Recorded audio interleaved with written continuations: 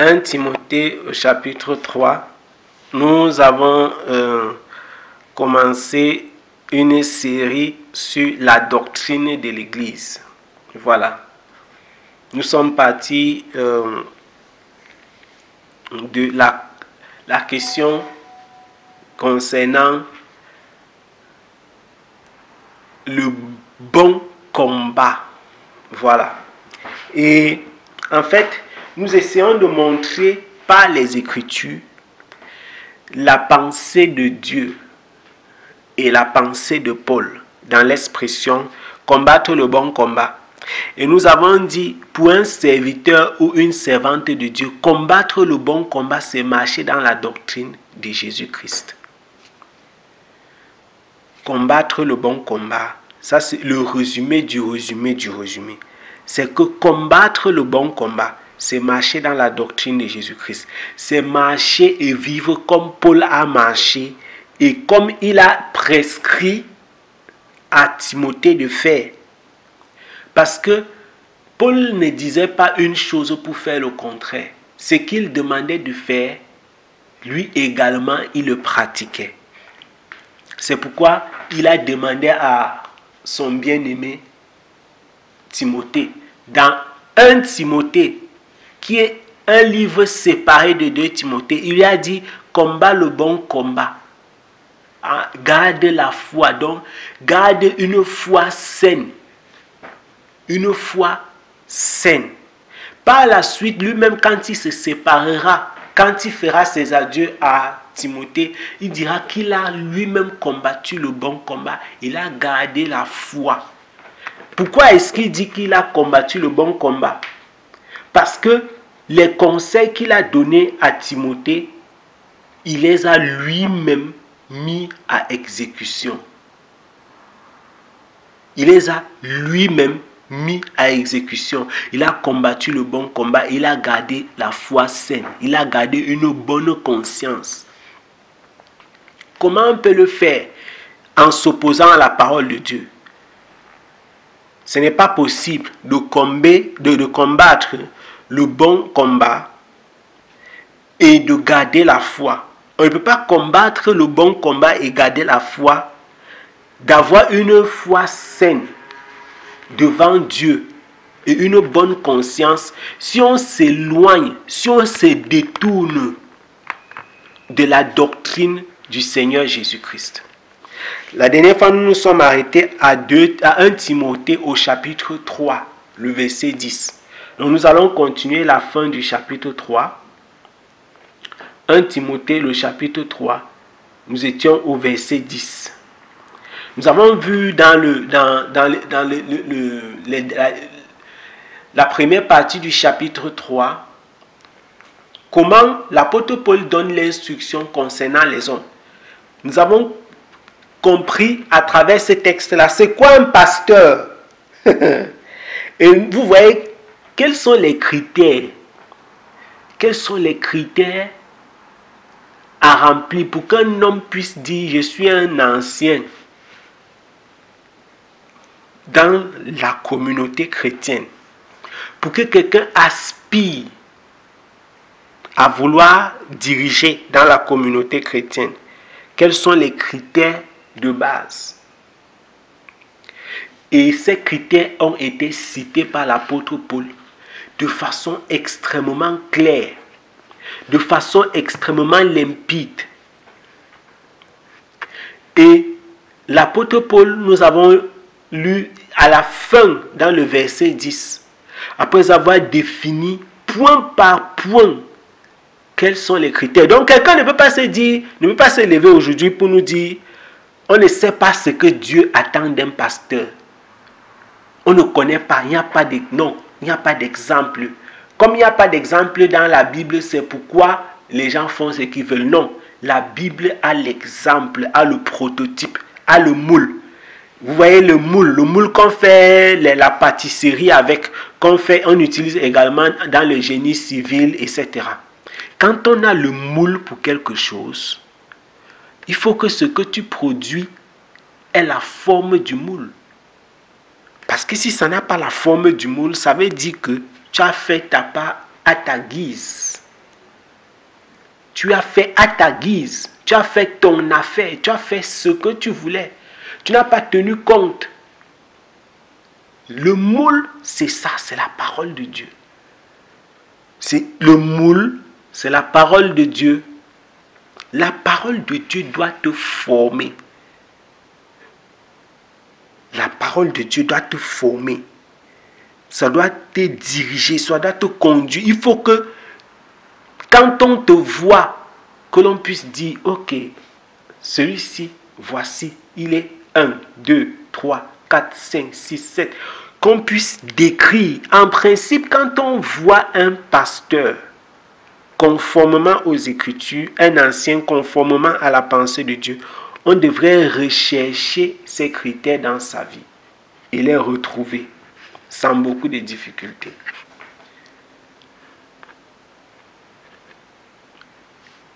Nous disions, l'apôtre Paul a terminé par, dans le verset 10, il a terminé par qu'on les éprouve d'abord et qu'ils exercent ensuite leur ministère. Qu'on les éprouve d'abord, ça c'était parlant des diacres, qu'on les éprouve, parce que ce sont des personnes qui géraient des biens matériels, beaucoup de biens matériels. Aujourd'hui, on a du mal à connaître finalement la délimitation, la démarcation dans les différents ministères et dans les différents services apportés dans l'église. On a l'impression même parfois que certains postes deviennent des postes,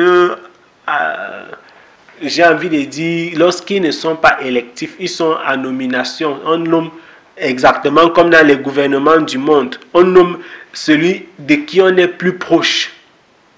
Rien à voir avec le Saint-Esprit.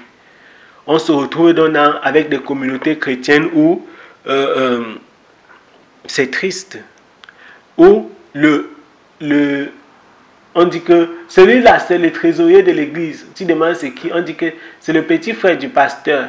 C'est le petit frère de la femme du pasteur. C'est X, c'est Y. C'est tel membre de sa famille. Ça tourne très souvent, soit dans la famille ou la belle famille. En tout cas, une personne extrêmement proche.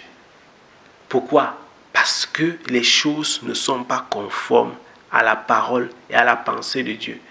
Bien évidemment, ce que je suis en train de dire, ce n'est pas pour dire que je suis en accord avec déjà même le modèle de l'Église aujourd'hui.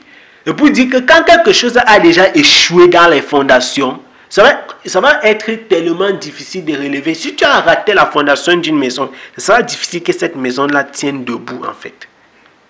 Ce sera difficile que la maison-là tienne debout. Parce que quand la fondation est friable, quand la fondation n'est pas bien bâtie, n'est pas bien posée, ça ne peut pas tenir. Ça va se renverser. Même si ça prend n'importe quel temps, ça va finir au sol. Ça ne peut pas tenir. Donc, 1 Timothée chapitre 3, le verset 11. L'apôtre Paul déclare, les femmes de même doivent demeurer honnêtes. Les femmes de même. Ici, quand il dit les femmes de même, le de même est mis pourquoi? Les femmes de même doivent demeurer honnêtes. Les femmes de même doivent demeurer honnêtes. Je vais lire dans une autre version, la version Semeur, ce que l'apôtre Paul a déclaré là-bas.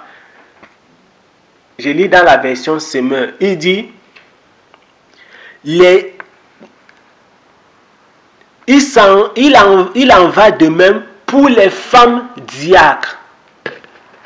Vous comprenez pourquoi j'ai insisté sur la question. Il en va de même pour les femmes diacres. Oui, parce qu'il y a des femmes diacres dans l'église. Donc, il y a des hommes diacres et il y a des femmes diacres. J'insiste ici pour que vous voyez clairement comment la Bible, ce n'est pas une question d'erreur. Il n'y a pas d'erreur dans la Bible. Quand on a parlé des anciens, quand l'apôtre Paul a fini de parler des anciens, Il n'a pas dit qu'il en va de même pour les femmes anciennes. Vous comprenez la différence? Il a parlé des diacres, il a fini, il a dit qu'il va de même pour les femmes diacres. Il ne parle pas des femmes des diacres, mais il parle des femmes qui jouent le rôle de diacres. Et en ce qui concerne la diaconie, les femmes diacres jouent un rôle différent. Et si vous examinez dans les Écritures, vous retrouverez des femmes diacres.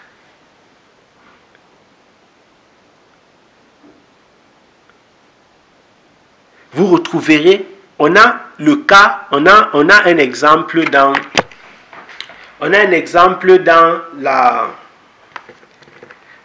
la lettre de Paul, c'est aux Romains. Je vais ouvrir rapidement. Je vais ouvrir rapidement.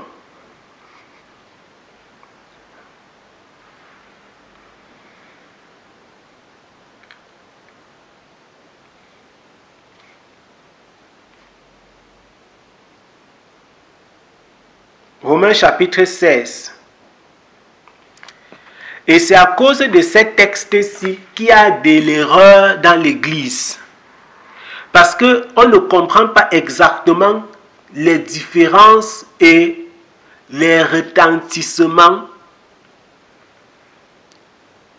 Qu'est-ce qui est derrière le texte? On mélange plein de choses et finalement, ça cause problème. Romains chapitre 16. Romains chapitre 16. Le verset 1 et le verset 2. Romains chapitre 16, c'est souvent le texte qui est mis en avant également lorsque les gens veulent défendre le fait qu'une femme doit être pasteur, par exemple. La femme doit être pasteur ou je ne sais pas. Quand je dis pasteur, vous comprenez, c'est-à-dire qu'une femme doit diriger une communauté chrétienne. Lisons ce que Romains chapitre 16 dit, versets 1 et 2. Il est écrit: je vous recommande Phébé, notre sœur, qui est diaconesse de l'église de Sancré. Phébé était une bien-aimée. Elle était diaconesse dans l'église de Sancré. Elle servait Dieu comme diacre. Afin que vous la receviez, verset 2, en notre Seigneur, d'une manière digne des saints, et que vous l'assistiez dans les choses dont elle aurait besoin de vous, car elle a donné aide à plusieurs et à moi-même. Ça, c'est la lettre que Paul a envoyée aux Romains. C'est l'unique référence où on voit clairement une personne qu'il a citée, qui est une femme et qui joue le rôle de diacre. Dans sa lettre à Paul, la lettre de Paul à Timothée, donc dans sa lettre à Timothée, on voit clairement qu'il est écrit qu'il y a des femmes diacres. Les femmes diacres jouent donc un rôle dans l'Église qui est clairement différent de celui que jouaient les hommes diacres. Quelqu'un dira, mais pourquoi est-ce qu'il dit ça? Les deux groupes sont effectivement diacres, mais avaient des rôles différents. Il vous suffit d'examiner les premières mentions même de l'expression diacre. Dans le livre des Actes, quand on parle des diacres hommes, enfin, là-bas on n'a même pas précisé que ce sont des hommes. La Bible dit qu'on a choisi des diacres, c'était 7 hommes. Je vais vous faire remarquer quelque chose. Dans ce livre des Actes, où on parle des diacres, les 7 hommes-là, vous allez constater que c'était des positions d'autorité. On va lire. Parce qu'il ne faut pas que je dise simplement. On va lire dans le livre des Actes.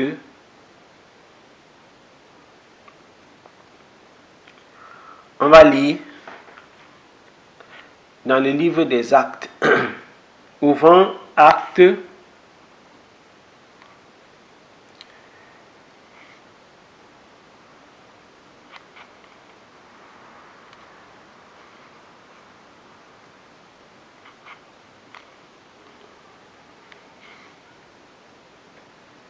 Ah, Seigneur.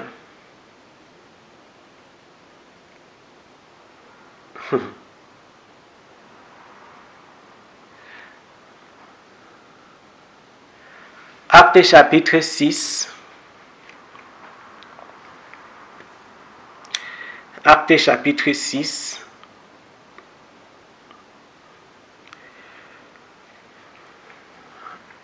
Nous lisons jusqu'au verset 6. Du verset 1 à 6. Actes chapitre 6. 1 à 6. On est en train de parler de la diaconie. Lisez, et si vous ne voyez pas, vous ne lisez pas la même chose que ce que Yeshanen dit, il faut dire que ce n'est pas ce que vous êtes en train de lire. Ok.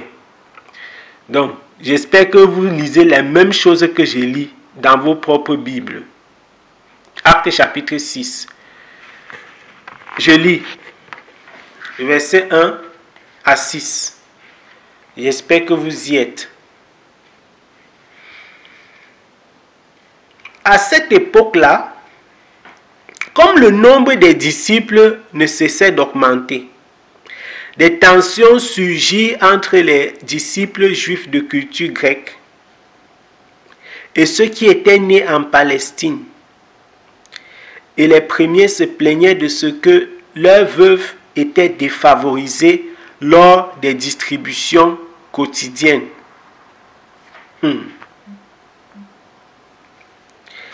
Alors les 12 apôtres réunirent l'ensemble des disciples et leur dirent: il ne serait pas légitime que nous arrêtions de proclamer la parole de Dieu pour nous occuper des distributions. C'est pourquoi, frères, choisissez parmi vous 7 hommes réputés dignes de confiance, remplis du Saint-Esprit. Nous avons vu ce que l'apôtre Paul a donné comme instruction concernant les diacres. On a vu concernant les diacres hommes. Je veux que vous ouvriez vos yeux, vos oreilles et votre cœur pour comprendre la pensée de Dieu. L'apôtre Paul a scindé les hommes. Il a dit: les hommes, voici ce qu'ils doivent être, voici ce qu'ils doivent faire. Les femmes, voici ce qu'on attend d'elles. Maintenant, lisons ce que Pierre et Paul n'étaient pas dans la même maison. Pierre et Paul ne s'étaient pas rencontrés pour que Pierre dise que, pour qu'on dise que non, ils ont causé ensemble, donc l'apôtre Paul a certainement non. Ils ne se sont pas rencontrés. Pierre dit quoi? Choisissez parmi vous 7 hommes dignes, réputés de confiance, remplis du Saint-Esprit et de sagesse. Nous les chargerons de ce travail. Ce que l'apôtre Pierre a dit, c'est le résumé de ce que Paul a déclaré du verset 8 au verset 10 de 1 Timothée chapitre 3. C'est le résumé, en d'autres mots, de ce que Paul a déclaré dans 1 Timothée chapitre 3. Les diacres aussi doivent être honnêtes, éloignés de la duplicité, des excès du vin, du gain sordide, conservant le mystère de la foi dans une conscience pure, qu'on les éprouve d'abord et qu'ils exercent ensuite leur ministère s'ils sont sans reproche. Pierre dit: choisissez-vous des hommes réputés dignes de confiance, remplis du Saint-Esprit et de sagesse. Nous les chargerons de ce travail. Parce que le travail de la diaconie qui concerne la distribution des biens, c'est un travail extrêmement délicat dans lequel il faut être détaché de tout ce qui est matériel. Quand je dis détaché, ça veut dire que si tu es un gars cupide, on a entendu maintes fois que des pasteurs, des anciens, des prêtres, etc., tout ce qui concerne l'église, on a entendu maintes fois que les gens ont fui avec l'argent d'une communauté. On a entendu que les gens ont fui avec l'argent d'une communauté. Pourquoi? Parce qu'ils ne sont pas détachés du gain matériel. Ils ne sont pas détachés du matériel. Ils ne sont pas détachés de tout ce qui est physique. Ils ne sont pas détachés. Et comme ils ne sont pas détachés, ils volent, ils soutirent, ils prennent. Pourquoi? Il n'y a pas d'honnêteté. Il n'y a pas d'honnêteté. Or, ici, Pierre a dit que choisissez des personnes avec tel et tel critère. Il a dit des hommes. Cela nous permettra de nous consacrer à la prière et au service de l'enseignement. Cette proposition convainc à tous les disciples, dont les enfants de Dieu qui étaient là-bas. Ils ont dit, ok, c'est bon. Ils élurent Étienne, un homme plein de foi et d'Esprit Saint, ainsi que Philippe, Procor, Nicanor, Timon, Parménas et Nicolas, un païen originaire d'Antioche, qui s'était converti au judaïsme. Ils les présentèrent aux apôtres, ils prièrent pour eux et leur imposèrent les mains. Ils prièrent pour eux et leur imposèrent les mains. Voilà les premiers diacres qu'il y a eu dans l'église. Ils ont été choisis dans la communauté. À cause de quoi? De leur témoignage, de leur probité, de leur honnêteté. Ça veut dire que contrairement à ce qu'on observe dans les communautés d'aujourd'hui, dans l'église moderne, où les gens, entre guillemets, ils battent presque campagne, parce qu'il y a des communautés où c'est vraiment... Les gens parlent même au quartier, les gens disent, on dit que telle personne a postulé dans telle chose. Dans certaines églises de réveil, c'est encore pire. On ne fait pas, lorsqu'on va choisir des personnes dans une communauté chrétienne, ça ne dépend jamais ni de leur argent, ni de leur intelligence, ni de quoi que ce soit qui soit physique. Ça dépend de Dieu. Ça dépend des critères de Dieu. Les critères de Dieu, vous pouvez les voir dans 1 Timothée chapitre 3. Si ce sont des diacres qu'il faut choisir, on les voit dans 1 Timothée chapitre 3 et dans Actes chapitre 6. Donc, ça doit être extrêmement clair, aussi clair que dans ces deux textes, si ce sont des diacres qu'il faut choisir. Et si c'était une femme, on a également des critères pour des diacres femmes. Mais ce n'est pas pour rien que dans Actes chapitre 6, une femme n'a pas été choisie. Il y a une raison. Parce que dans ce rôle de diacre qui consiste à donner, à répartir, il y a une autorité. Il y a une autorité qu'il faut exercer.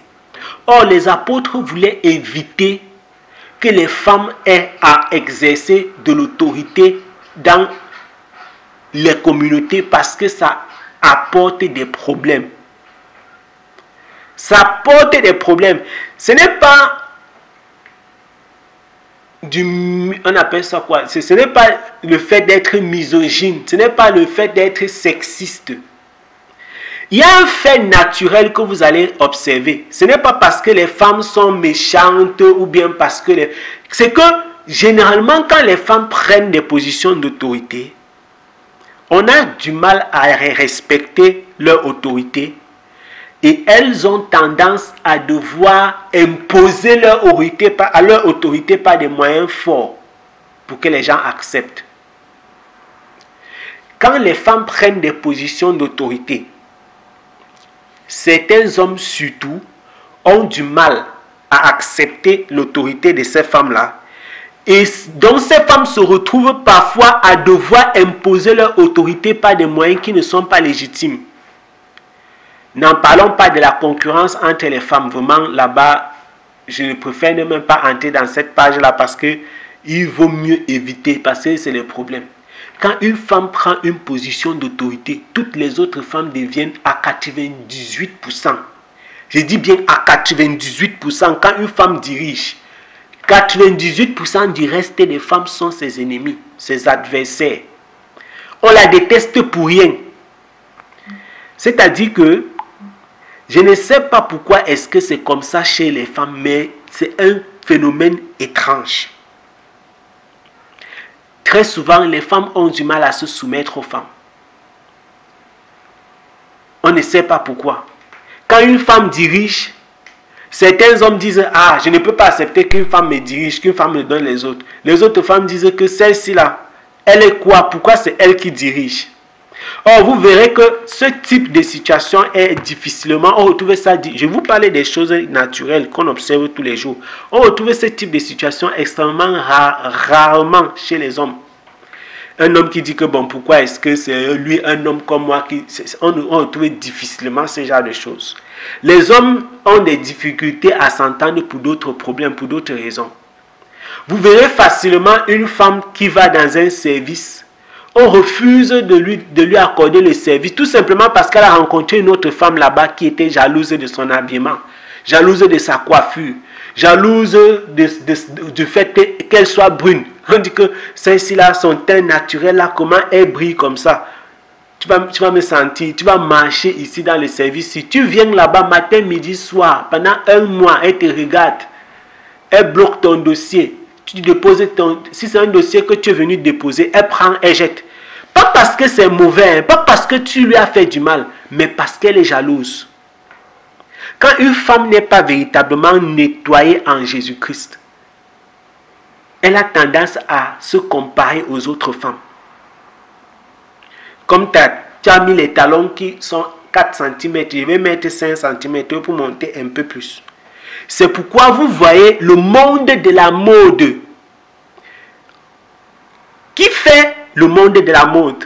Ce sont les femmes, pas les hommes. Le monde de la mode, ce sont les femmes. Si tu investis, il y a les hommes dans le monde. Je ne suis pas en train de dire qu'il n'y a pas, mais la mode chez les hommes représente vraiment un pourcentage infime. Quels vêtements d'hommes? Les t-shirts, les chemises, les vestes, il y a encore quoi? Allez seulement voir les jupes, les modèles de jupes. Allez voir seulement, on te dit seulement, tapez seulement jupe. Vous voyez les modèles de jupes. Parce que quand vous mettez pantalon, pour les hommes là, vous allez voir 2, 3, ça devient la routine. C'est la même chose là, c'est ça là, ce n'est que ça. Pantalon, c'est pantalon. À quelques exceptions près. Tapez seulement jupe. Vous voyez les modèles de jupe. Vous pouvez voir seulement les modèles, même 50. Les modèles de tricot des femmes.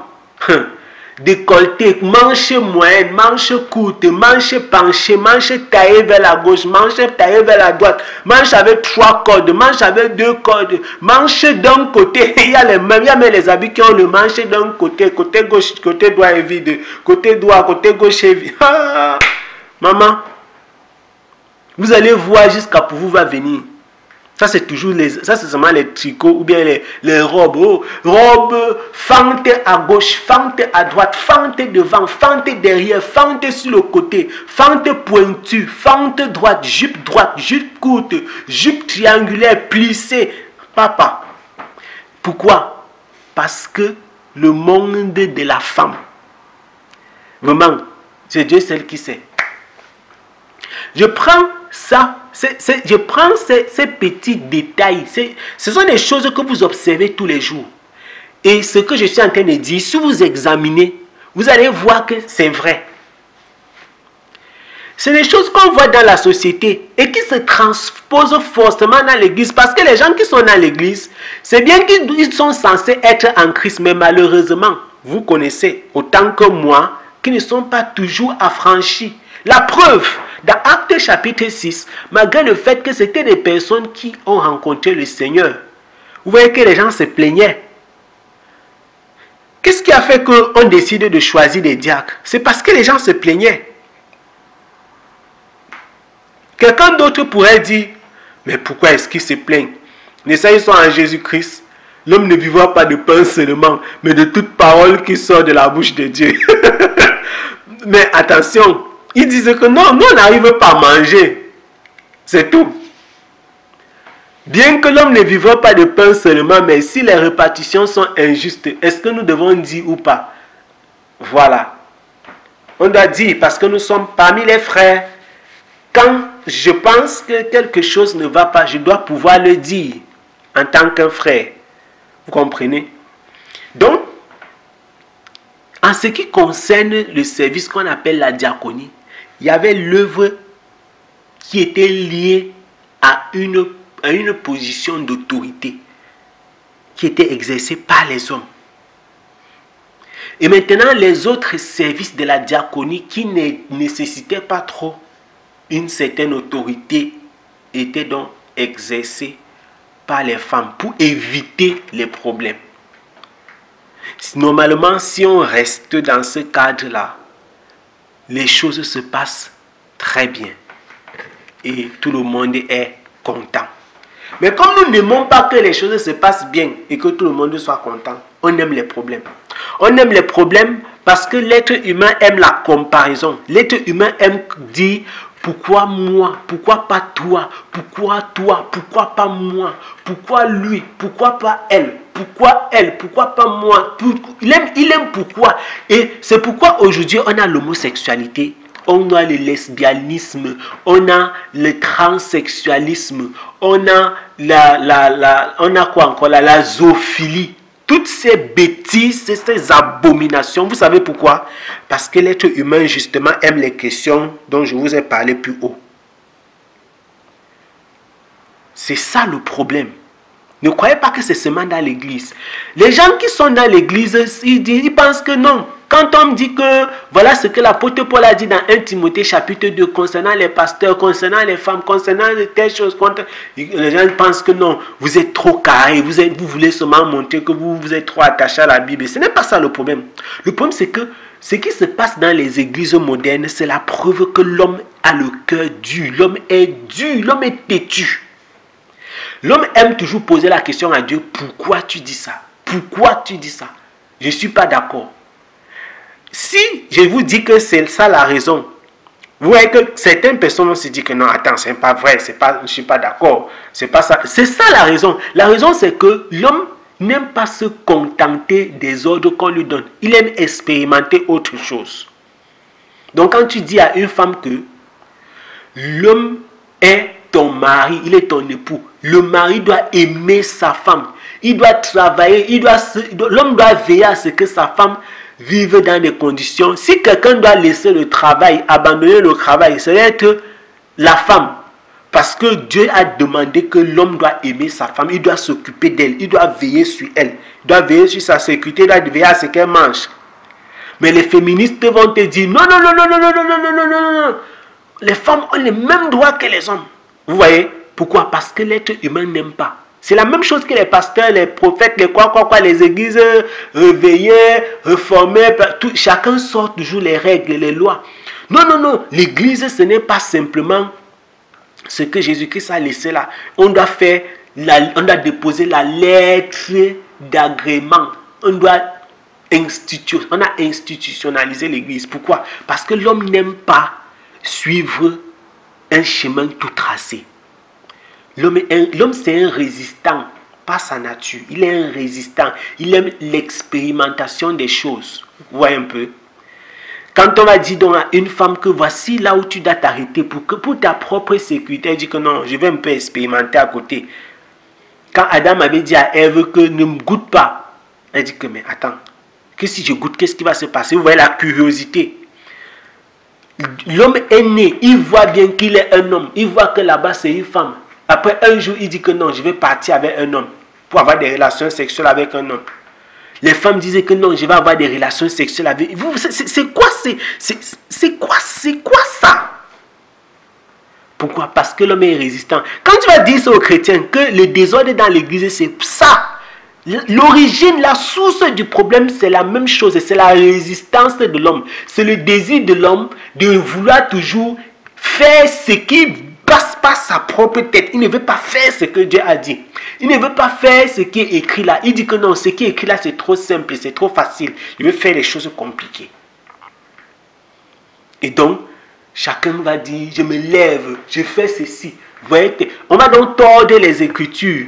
Vous voyez dans le livre des Romains chapitre 16, l'apôtre Paul avait envoyé une sœur. Donc, les femmes peuvent être pasteurs. Vous voyez, tu ne vois pas le lien entre sauter de Romains chapitre 16 et devenir pasteur. Vous voyez comment les Écritures, la Bible peut condamner quelqu'un. Effectivement, Romains chapitre 16, ça existe. Nous avons lu ça tout à l'heure. Vous avez vu clairement ce que ça dit. Mais le lien entre Romains chapitre 16 et femme pasteur, il n'y en a pas. Et si on évolue, on descend partout, par tous les arguments qui sont... C'est pourquoi faites attention à l'écriture. Il faut faire très attention à l'écriture. C'est un jugement terrible. L'apôtre Paul continue, il dit ceci.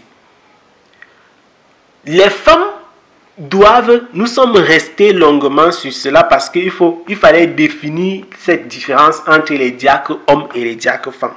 Je crois que la différence doit être assez claire au regard des Écritures. Être honnête, on sait ce que c'est que l'honnêteté. Non médisante. Tout à l'heure, on a parlé des comparaisons que les femmes font entre elles. Je ne sais pas si c'est pour... Je ne sais pas pourquoi est-ce que c'est comme ça. C'est tellement compliqué que...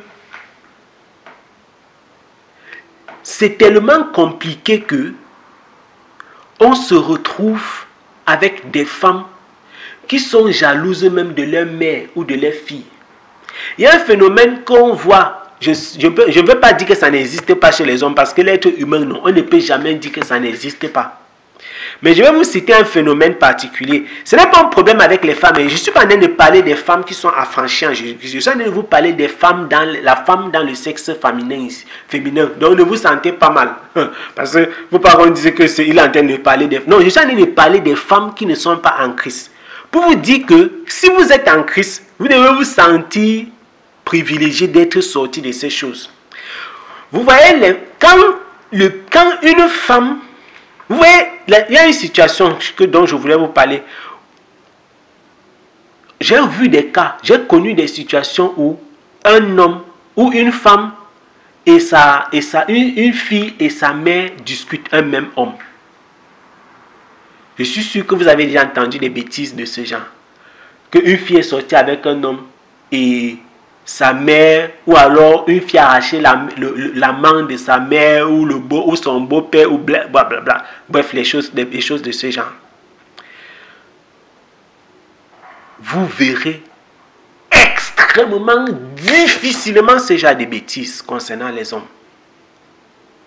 C'est-à-dire, si on veut compter cas par cas, peut-être pour 100 cas, vous allez voir un cas d'homme.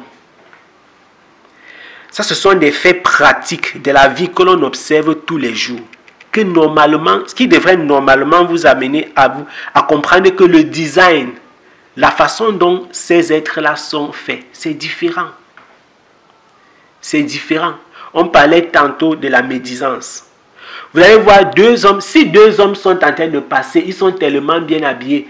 Un autre garçon va seulement balancer une blague comme ça et il est passé dessus. Vous allez difficilement voir un homme qui refuse de rendre un service à un autre homme parce qu'il a vu qu'il est trop bien habillé. Parce que quand un homme voit un homme qui est bien habillé, dans sa tête, il ne dit pas que, il ne se voit pas comme un rival.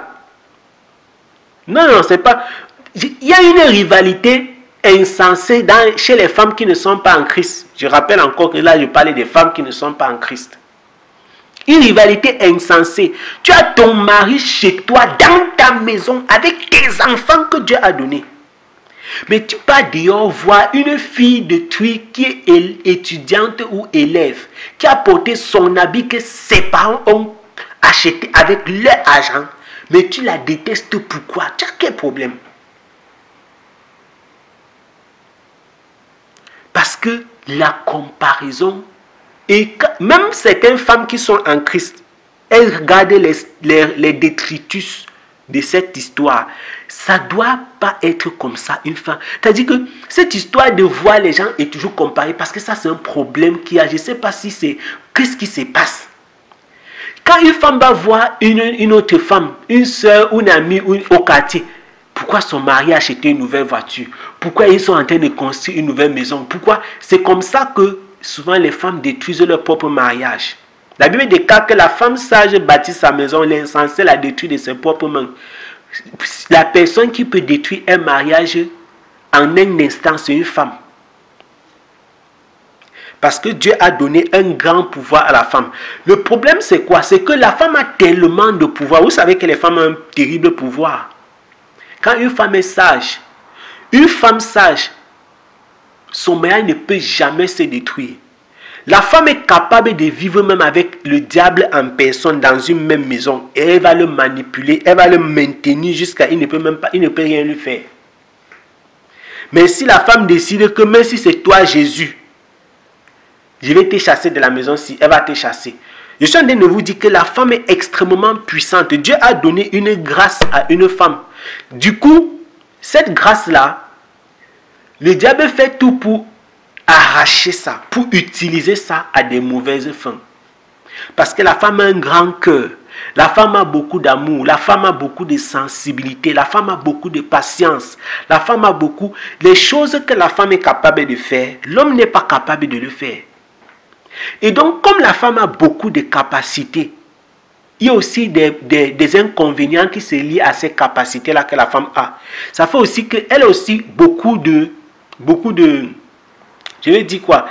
Elle a aussi beaucoup de défauts qui sont liés à ses capacités supérieures. Parce que Dieu lui a donné des capacités supérieures. Il faut dire la vérité. Un homme peut vivre avec une femme 10 ans.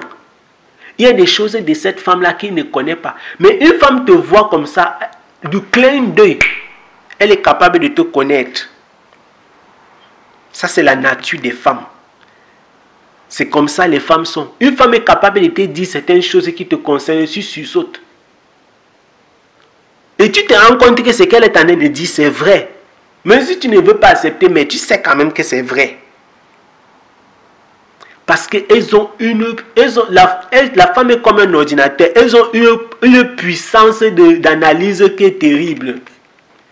Donc la femme est capable de faire des choses extraordinaires. Plus tu as dans les capacités, plus tu as aussi la possibilité d'avoir des défauts. Parce que les femmes analysent beaucoup. Les femmes font plein de choses à la fois.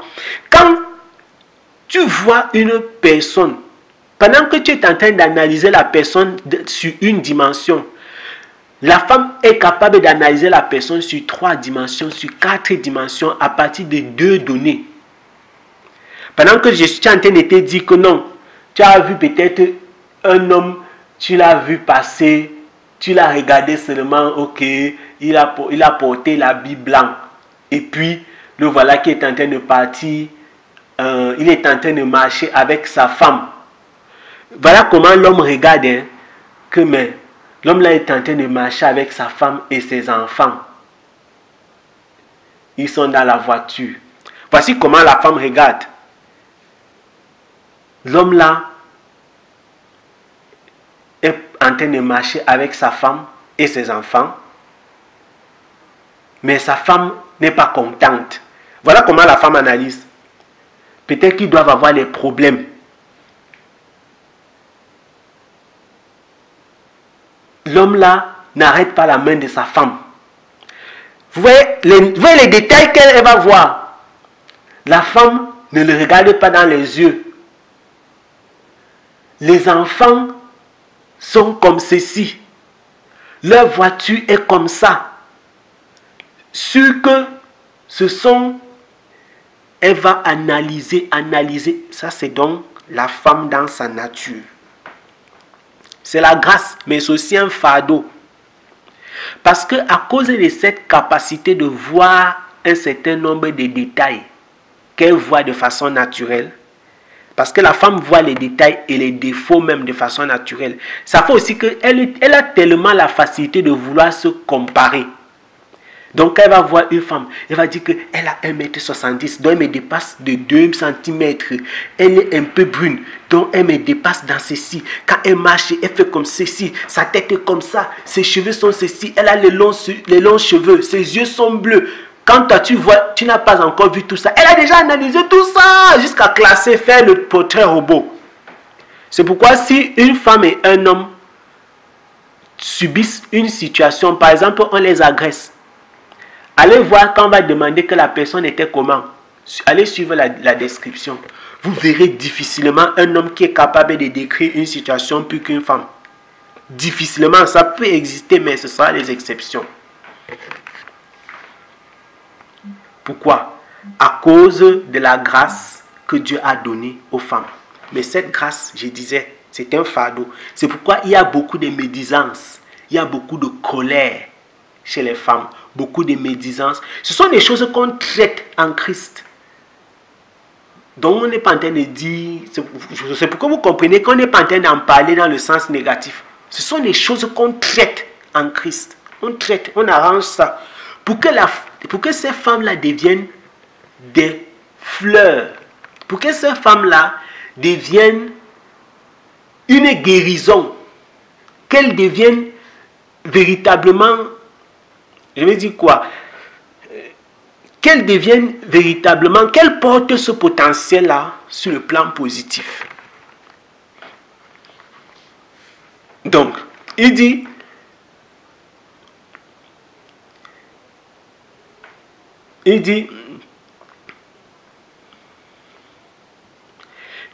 s'ils sont, honnêtes, elles doivent être honnêtes, non médisantes, sobres, fidèles en toutes choses. Fidèles en toutes choses. Évidemment, pas besoin de décrire ce que l'apôtre Paul appelle la fidélité en toutes choses. Véritablement, pas besoin de décrire. Et c'est qu'on va terminer. Il continue en disant ceci. Que les diacres soient des maris fidèles.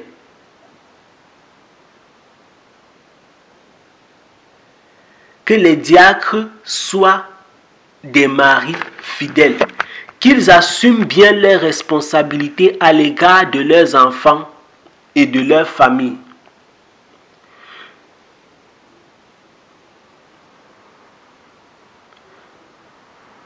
Donc, pareillement aux anciens, ils doivent avoir une seule femme.